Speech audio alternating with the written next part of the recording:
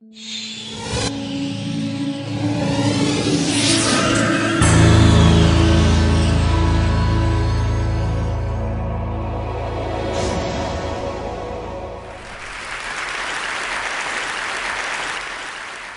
I want to start by offering you a free, no-tech life hack. And all it requires of you is this, that you change your posture for 2 minutes. But before I give it away, I want to ask you to right now do a little audit of your body and what you're doing with your body. So how many of you are sort of making yourselves smaller? Maybe you're hunching, crossing your legs, maybe wrapping your ankles. Sometimes we hold on to our arms like this. Sometimes we spread out. I see you. So I want you to pay attention to what you're doing right now. We're going to come back to that in a few minutes, and I'm hoping that if you sort of learn to tweak this a little bit, it could significantly change the way your life unfolds.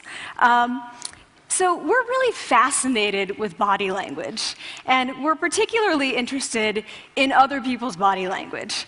You know, we're interested in, like, you know, an awkward interaction, or a smile, or a contemptuous glance, or maybe a very awkward wink, or maybe even something like a handshake. Here they are arriving at number 10, and look at this lucky policeman gets to shake hands with the President of the United States. Oh, and here comes the Prime Minister of it. No.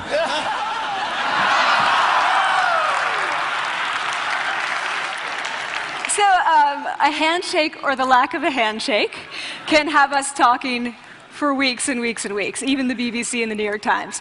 So obviously, when we think about nonverbal behavior or body language, but we call it nonverbals as social scientists, it's language. So we think about communication. When we think about communication, we think about interactions. So what is your body language communicating to me? What's mine communicating to you? And there's a lot of reason to believe that this is a valid way to look at this. So social scientists have spent a lot of time looking at the effects of our body language or other people's body language on judgments. And we make sweeping judgments and inferences from body language. And those judgments can predict really meaningful life outcomes, like who we hire or promote, who we ask out on a date. For example, Nalini Ambady, a researcher at Tufts University, shows that when people watch 30-second soundless clips of real physician-patient interactions, their judgments of the physician's niceness predict whether or not that physician will be sued. So it doesn't have to do so much with whether or not that physician was incompetent, but do we like that person and how they interacted? Even more dramatic, Alex Todorov at Princeton has shown us that judgments of political candidates' faces in just 1 second predict 70% of US Senate and gubernatorial race outcomes. And even, let's go digital, emoticons used well in online negotiations can lead you to claim more value from that negotiation. If you use them poorly, bad idea, right? So when we think of nonverbals, we think of how we judge others, how they judge us, and what the outcomes are. We tend to forget, though, the other audience that's influenced by our nonverbals, and that's ourselves. We are also influenced by our nonverbals, our thoughts and our feelings and our physiology. So what nonverbals am I talking about? I'm a social psychologist, I study prejudice, and I teach at a competitive business school. So it was inevitable that I would become interested in power dynamics. I became especially interested in nonverbal expressions of power and dominance. And what are nonverbal expressions of power and dominance? Well, this is what they are. So in the animal kingdom, they are about expanding. So you make yourself big, you stretch out, you take up space, you're basically opening up. It's about opening up. And this is true across the animal kingdom. It's not just limited to primates, and humans do the same thing.